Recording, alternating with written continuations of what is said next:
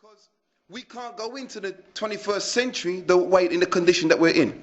But what I'm going to say to you, brothers and sisters, is this, before I introduce our keynote speaker today, is that we've got to stop looking outside of our community for help. I'm going to say that again. We've got to stop looking outside of our community for help. We've got to stop looking to Tony Blair to help us. He's not going to help us, brothers and sisters.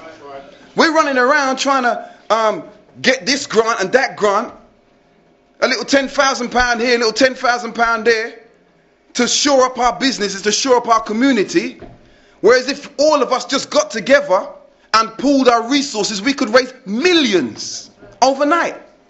Rather than go and petition governments for grants, we could raise millions just amongst ourselves. Brothers and sisters, do you know what we could raise just in this room amongst ourselves tonight? Brothers and sisters, do you know that? Where does the healing come from? When you cut yourself, you cut your hand, where does the healing come from, brothers and sisters? Does it come from Band-Aid? When you put the plaster on the cut, does that heal the wound? Where does the healing come from? It comes from within. It's got to come from within your body. All of the raw materials that you need to heal yourself are within self. You didn't hear what I said. So brothers and sisters, if the black nation needs healing, where are we going to get the healing from?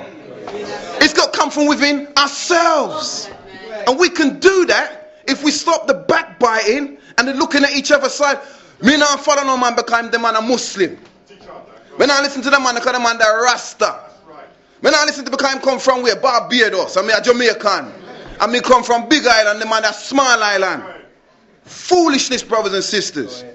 Heard of some of our brothers in the motherland calling us from the Caribbean, who was taken there through servitude, slavery, was taken there. And then we got some of our brothers and sisters in the motherland calling us slave babies. I hear this talk all the time. And you know, brothers and sisters, our open enemy, he works on our differences, and he sees our differences as a way to keep us apart as a people. And he works on it, and he works on it, causing divisions within our community. That's how he's able to get into Africa and divide up Africa, to get us fighting and killing each other. Went into the Caribbean, got us fighting and killing each other. What got into the family? Got the man against the woman against the man, the children against the father. Many of us as fathers now, children coming home from school, the child can't even look us in the eye. He goes straight to his room. Don't want to talk to you. We've got to break these barriers down. So I'm saying all of this to lay a foundation. I'm asking you, brothers and sisters, to open your ears and welcome to the front a brother who has proven over the years that he loves black people. A brother who has sacrificed a career in television and entertainment to see an improvement within our people. Brothers and sisters, many of you know this brother. You've seen him on the television. This brother travels up and down the motorway. He does it for years. For years. Only on the drive up I was talking about my experience when I first heard brother speak. And he stimulated thought in my mind, and it changed my thinking. And all of us now, beloved, on this path, we're saying to ourselves, boy, Allah raises up one from amongst us to give us a word to inspire us to do better than we was doing yesterday. Brothers and sisters, unclog your ears. Get the matter out of your eyes, because we've been sleeping too long. It's time to wake up, brothers and sisters. Please put your hands together and welcome our brother, your brother, Brother Leo Muhammad. Make some noise.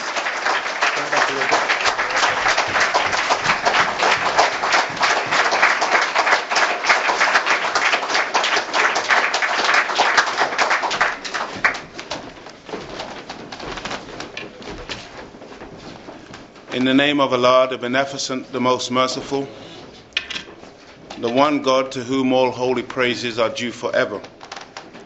Whether we say God, whether we say Allah, Jah, Jehovah, whatever the language that we use to describe the Creator of the heavens and the earth, I bear witness that there is but one God, and I bear witness that Muhammad is his messenger. I greet you, my beloved brothers and sisters, in the greeting words of peace. We say it in a very ancient black tongue of Arabic, Assalamu alaikum. For those brothers and sisters who may not know what those words mean, it's not juju. It's not some kind of hocus pocus. The words simply mean, when translated from the Arabic to the English, peace be unto you. And that's the spirit in which I attend this particular function this evening. And brothers and sisters, I know it's a little bit difficult for some of us, because when we come to meetings like this, the atmosphere can be somewhat rarefied, and people feel tense and nervous and things. There's different things around, new things, and so these things can be off-putting and can preoccupy us and disallow us from really getting into the spirit of what this thing is all about. And so I would really desire to encourage you to really try to relax. Know for a surety that we are among family, that black people are family, that we are one people, and that we should not allow ourselves to be tense and nervous at this time, because we should be tense and nervous around our enemies, who we're very relaxed around today. I've heard some black people say that they're not going to go to Jamaica on holiday. Others say they're not going to Africa. When you ask them, they say, well, it's too violent in Jamaica, and there's too many strange people in Africa. And you will see those same people going to work every morning. If you're in London, I don't think they've got tube trains up here, but in London you'll see those same people standing at the very edge of the underground train line with a whole heap of white people behind them, having no fear whatsoever, demonstrating that we really got our priorities completely wrong. Don't be fearful of your own people. We are family. Now, beloved brothers and sisters, I want to start like this, in truth, by thanking Allah, God. You may say God, we may say Allah, some of us in the room will say Jah, some will say Elohim. There's so many beautiful names to describe the creator of the heavens and the earth.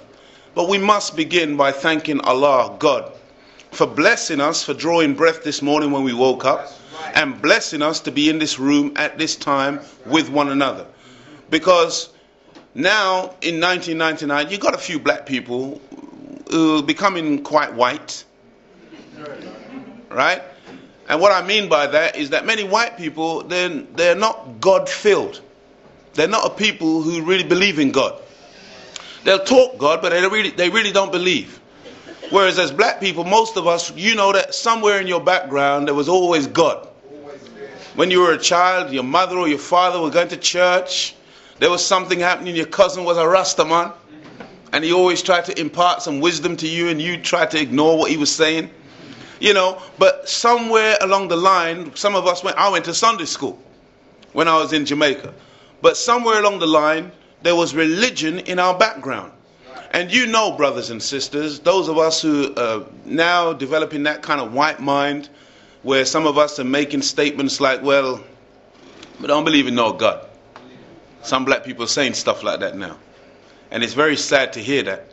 Because that's a lie. Even when you utter the words, that you're lying to yourself. Because when you get into trouble, all of a sudden you remember God. I don't know how many of you have ever gone out and we go out and we smoke and we drink and we do all kinds of madness. But you remember the last time you was drunk. I mean drunk. When you drank so much alcohol that you was in trouble and the room was spinning. And you found yourself going into the recess of yourself saying, God, just make me feel better. And I promise you promised yourself, you talked to God, you said, I will never get drunk again. And then as soon as he made you sober, you went back the next night to the bar and you drank again. But at the time when you was in trouble, you went to God.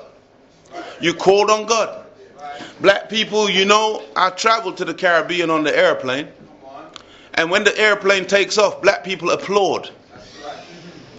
After it comes out the lean, black people applaud. When we land, black people applaud. And we thank God, we cross ourselves, we pray, whatever we do. Because when that plane takes off, we know that it's not even in the pilot's hands And God forbid that we bump into an air pocket on the flight and the plane does a little wobble or something. All of a sudden, as black people, we remember God.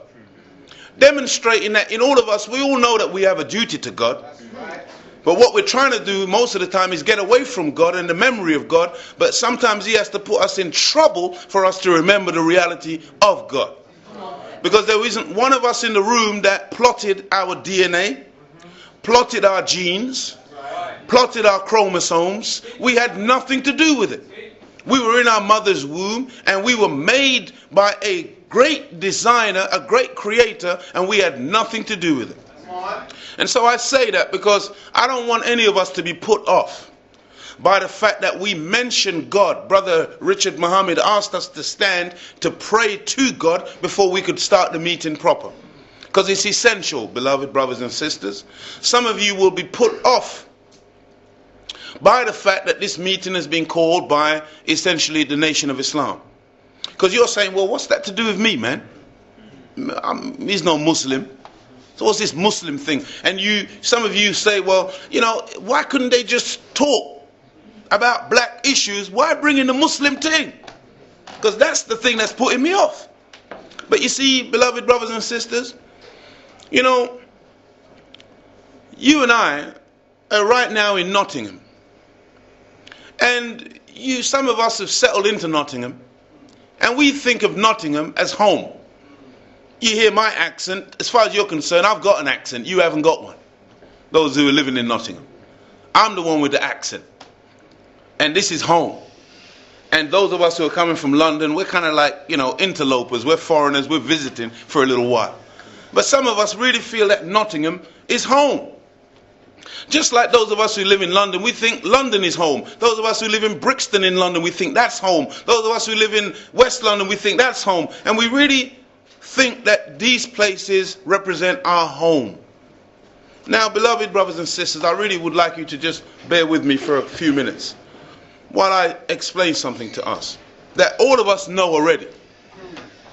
I'm not telling you nothing new.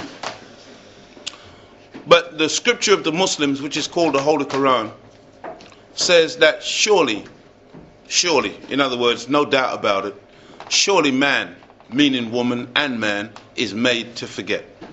And so it's important that from time to time we are reminded of the things that we've forgotten. And so I want to remind us of something. You see, beloved brothers and sisters, how did you and I come to be in Nottingham? How did you and I come to be in England? Look, every day on the television, in the newspaper, in the magazines, you will hear Jewish people talking about a Holocaust. Talking about something that happened to them, and as a result of what happened to them, they're saying that they need to have reparations. They need to have the damage repaired that was done to them in the 40s during the Second World War.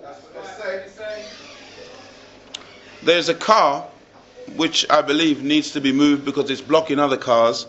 The registration number of this vehicle is H451ARR. That's H451ARR. Please move that vehicle because it's blocking other vehicles. Now, beloved brothers and sisters, they are reminding the world continuously that something was done to them which still ill affects them, and they want that which was done to be repaired. And they also demand back their wealth which was siphoned away from them into Swiss banks. They want back artifacts, they want back material which was stolen because they don't feel whole as a people in the absence of that which they lost. Even though today they have other things which they've garnered to themselves since that time, they still want to reattach themselves with their historical reality in order to become a whole people again. Why do I say this? Because, beloved brothers and sisters, how many of you have been to the doctor?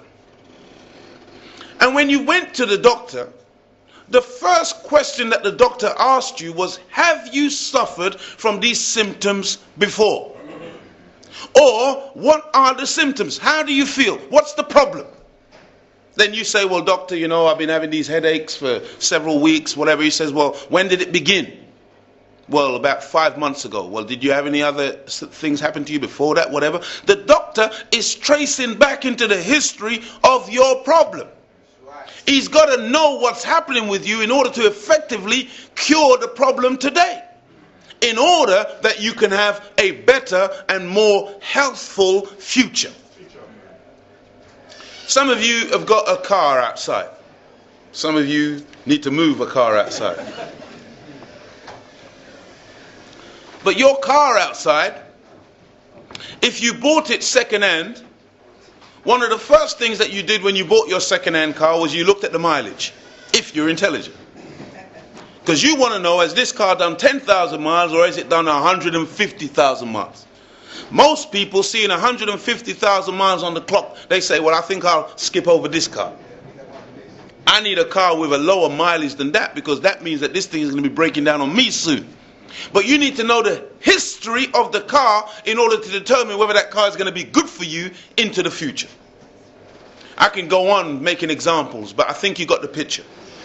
You need to have a knowledge of history in order to appreciate where you are and where you're going. Without a knowledge of history, you are a disjointed person. We are a disjointed people. I must remind us. We were in Africa. My brother says, minding our own business. Do you know that there's no historian that can show you a history of black people coming out of Africa, going to somebody else's country and conquering them, subjecting them, destroying them, doing anything of that nature to other people? We never done it. I say that because I want some of us to get the notion out of our heads that we, well, you know, everybody is the same. White people have done bad things. Black people have done bad things as well. Get that madness out of your head. You need to stop thinking this, look. Because somebody has taught you that everybody is the same. Okay, the white man's done evil, but what about all the evil that black people have done as well? And then you go along with that, lumping yourself in, roping yourself in with a man that you know nothing about. We were in Africa, minding our own business. They came to us. They put us in chains. Some people will tell you, yeah, but there was slavery in Africa before. Well, let's deal with that. What are you talking about? Do you know, beloved brothers and sisters, that in Africa, in our ancient civilizations, there was no such thing as a prison? We didn't have jails. What we had was societies based on freedom, justice, and equality. And if you transgressed the laws of the society, there was a penalty that you paid for the transgression of that particular law. That penalty could be something like you would serve another family, or you would serve the community. Now in the modern era in this country, they actually have a thing that they call community service, which is an alternative to sending you to prison. In Africa, that's how we dealt with our social problems, via community service.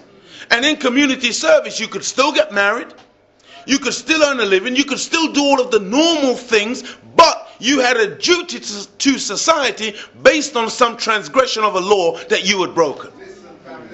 And that's what the European now points the finger to and calls slavery. Because the people were disallowed to do certain things and they were forced to do other things in order to recompense for a crime that they had committed within the society. But beloved brothers and sisters, there was never a time in our history as black people that we put chains on people,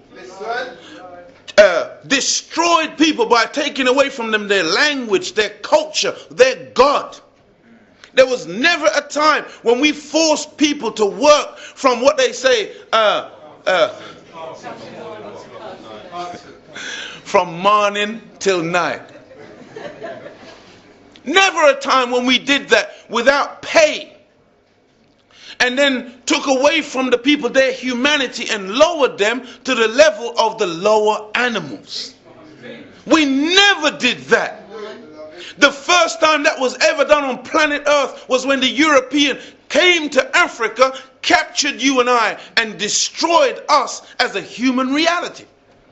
Now, I don't understand why, as a black people, we get so upset on hearing that.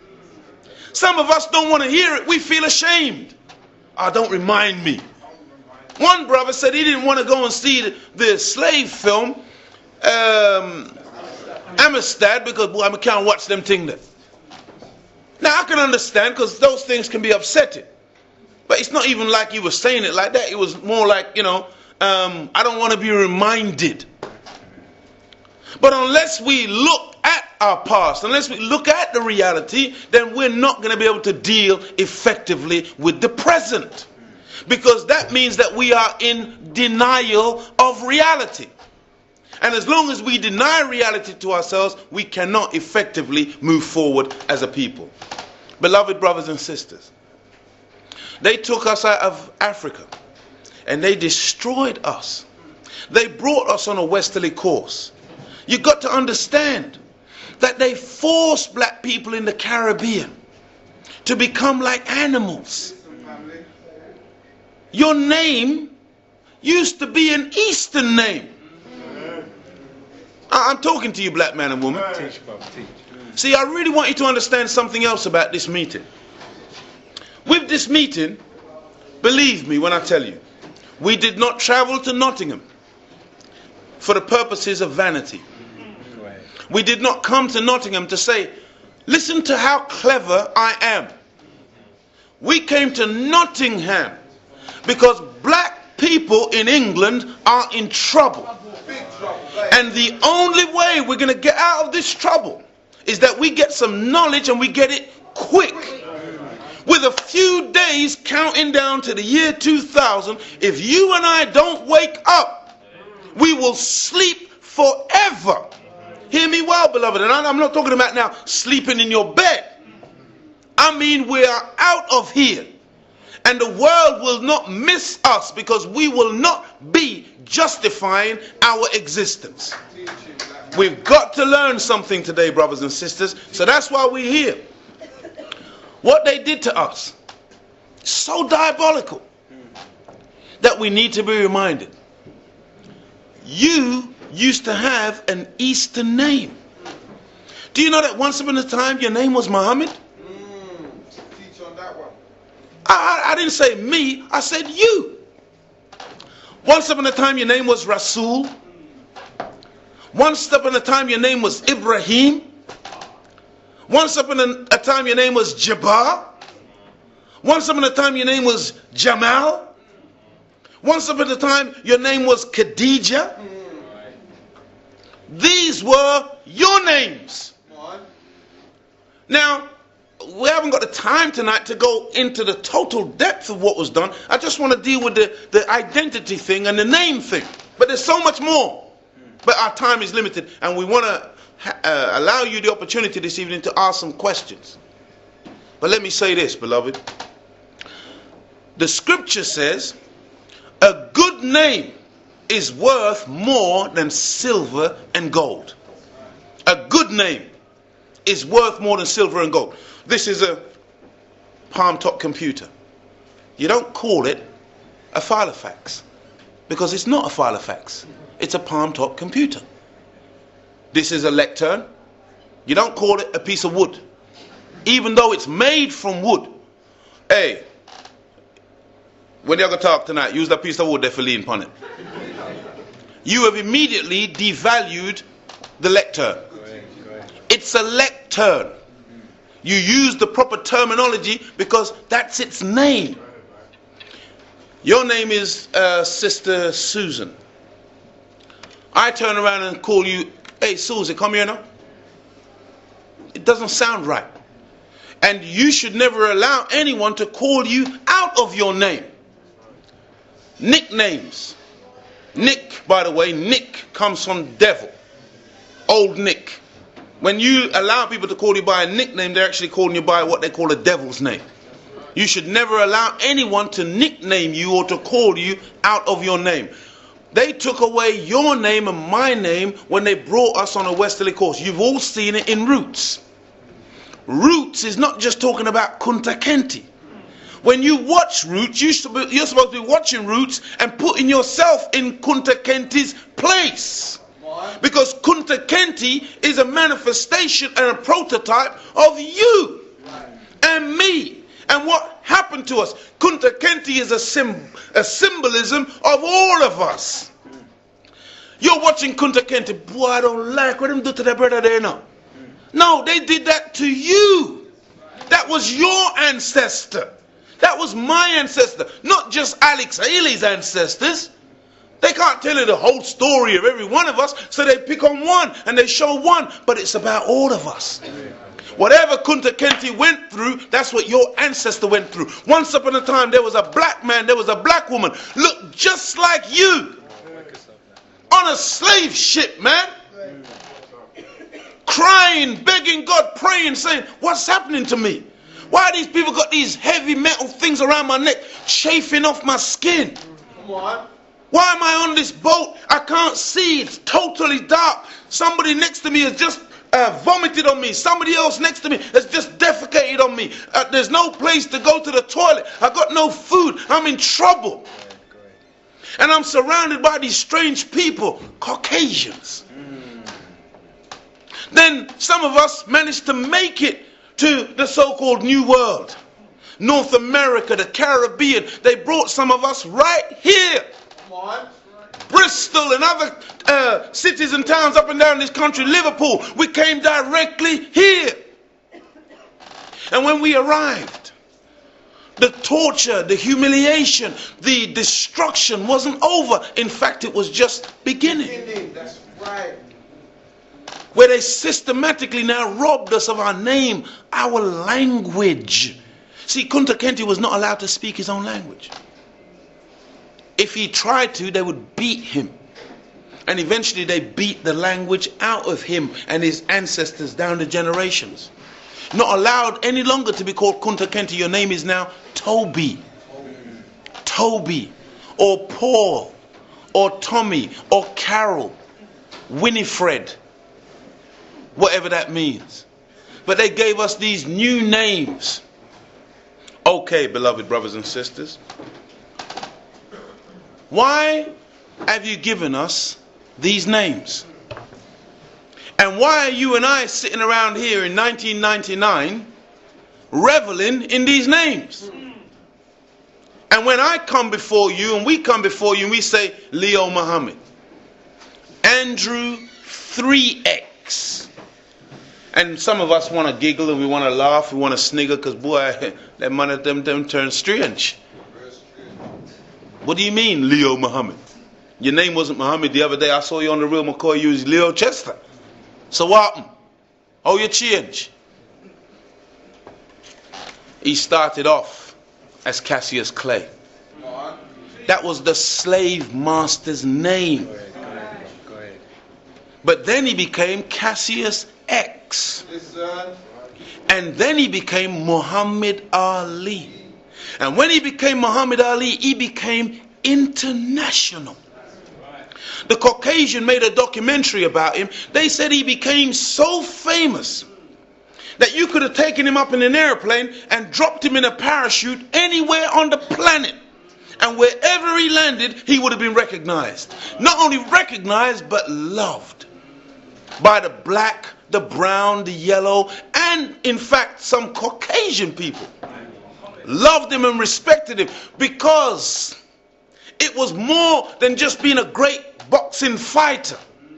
There was something else going on there.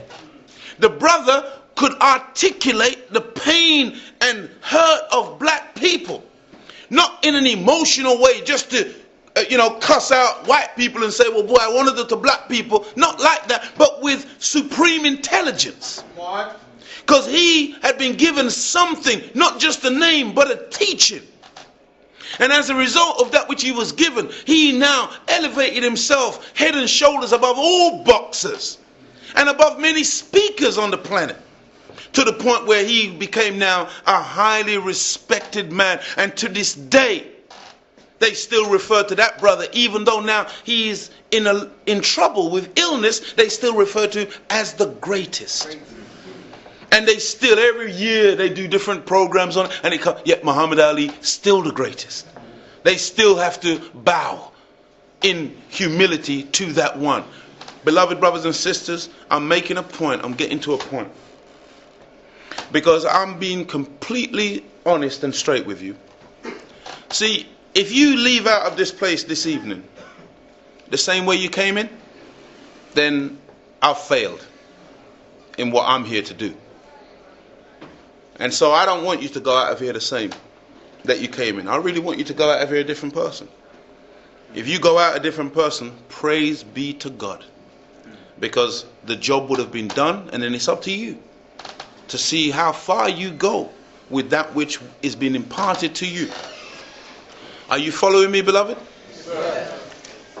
Beloved brothers and sisters, it is very, very necessary that we appreciate that as black people, finding ourselves in slavery in the Western Hemisphere, destroyed as a human reality, we are now today in 1999 suffering from what we call amnesia.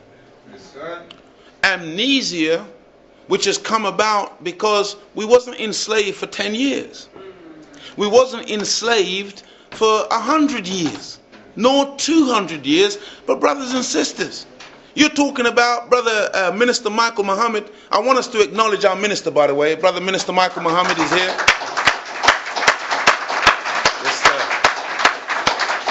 This is the Honourable Minister Louis Farrakhan's representative in the West London area, and the brother who has steered the Nation of Islam in this country for the last 14 years. And if it wasn't for him, I wouldn't be here to say anything to you tonight. And so we want to give credit where credit is due. We really want to acknowledge our brother, because it is time, beloved brothers and sisters, that we acknowledge what is being done among us, and why it's being done among us, and what is the purpose for having this meeting. This meeting must not be a meeting about vanity. This meeting must be about change, and significant change, so that black people leaving out of here tonight make a determination. You know something? I'm going to do something about what I'm learning this evening. And if you would do that, then we will see tremendous change overnight. Beloved brothers and sisters, it is essential that you and I recognize that which has happened to us, why it's happened to us, and how we are to now change what has happened to us. We are suffering from collective amnesia, because it wasn't a short time, it was 400 years. My brother Michael calls it a 400-year-old lesson. Imagine being in class for 400 years. And then you come out of the class for 1 year, and you got teachers outside of that class trying to teach you against what you were taught for 400 years. The teacher teaching you now is got like an impossible task, because you are a 400-year-old student. And what's been the lesson that you've been taught? Listen to the lesson. Beloved brothers and sisters, many of us look at slavery as some incidental thing. Oh boy, slavery, man. Boy, that's a heavy thing. That was heavy, man. How'd they do that to black people? Beloved, the Honourable Louis Farrakhan says, if the truth was known about black people's enslavement in the Western Hemisphere, it would make a brass monkey shed tears. Because you don't know the truth yet. You don't. I can only touch on snippets of it tonight. But let me tell you this. Slavery was no accidental thing. Slavery was no haphazard thing. Slavery was no thing that just a few Caucasians were involved in. It was the totality of European commerce and trade. Now, if you watch the television, they're putting on programs now. Some of you should have seen the slavery programs, and you see the white man is bearing witness. He ain't even playing. He just tells it straight. What they did, how they did it, why they did it. And I'll tell you another reason why they put on these programs and just tell you straight to your face. Because they believe that you're so dead, so fast asleep, that they can actually tell you, hey, we'll rob you. Look, here's your goods. And they show it to you. Yeah, this is the star of Africa. The biggest diamond on the planet. And we thief it from you, but guess what? It's ours now. And they're so bold now. Because they feel that they've put black people completely to sleep. How many of you have been watching Richard Blackwood on the TV? How many of you getting all excited? Wow, we have some black show up on it. Really? What's it all about? What? A black man going on television cussing bad word? Black people on the television once again. Now he's going to talk about Diana Ross and slander her and make her to be some joker because the British humiliated her at the airport. Black people, every other word is something about sex and some other kind of innuendo, and now we've been reduced to our genitalia. Is that what we're getting excited about? Is this what we think is progress? Do you realize that they're putting Richard Blackwood on the television in order to say to the young black men and black girls coming up, there's your role model? And there is an orchestrated program behind this, pushing it deliberately to have our people move away from spirituality, move away from consciousness, move away from being upright, move away from an Afrocentric black perspective and go into foolishness. And we don't appreciate that we're actually at war. Collective amnesia. They have destroyed us to such a degree that we don't remember the reality of what we have been through. Beloved, do you know that the first generation of slaves, they made the black man and the black woman copulate together? And then once the sister became pregnant and had the babies, do you know that they killed the mother of the baby and killed the father of the baby? This is how wicked these people were. But do you think they just did that for fun? No, they didn't. The reason why they killed the mother, the reason why they killed the father, is because the mother and the father is the steward of the new life. And every baby needs a mother and father. And in the absence of a mother and father, there was no mother tongue. No mother to teach the child language. In the absence of the father, no father's name. So now you got no mother tongue, no father's name. You are an empty vessel, a receptacle. And then they came with the 400-year-old lesson. What was the 400-year-old lesson? The lesson was, you are a nigger. You are nothing. You have never contributed anything to society, nor will you ever. We, the Europeans, Caucasians, we came to Africa and we found you in the trees with a bone in your nose. And we came and civilized you. And we, in fact, did you a favor. Now, there isn't one of you in this room that has not heard that story in one form or another. Black people are nothing, black people ain't done nothing, black people are this, black people are that, and Europeans are our benefactors. But in the absence of a proper knowledge of self, anyone can come and teach you anything. And over a period of 400 years, believe it or not, beloved brothers and sisters, you and I began to believe it. And in 1999, the vast majority of black people believe it. And today, if you're not careful, you will find black people who are actually apologists. We are apologists for white supremacy. If I stand up and tell the truth against the white man, the first one to attack me will be another black one. Oh yeah, yes. Praise be to Allah. Boy, that's terrible, Leo, man. You can't say that. Well, that's racism, brother, man. I mean, I'm down with the black thing and that, but I'm not into the racist business. Well, it's not racism. It's just truth. But when the truth comes, it sounds strange because you've been so exposed to lies. For 400 years, Hitler said, if you tell a big enough lie and keep the lie going for long enough, the people will believe it. In fact, it wasn't Hitler, it was It was his Goebbels. It was his propagandist, Goebbels. He said it. Now, beloved brothers and sisters, I'm not going to talk for a really long time. I'm just going to wrap it up very shortly so you can ask your questions. But let me say this, beloved. You see,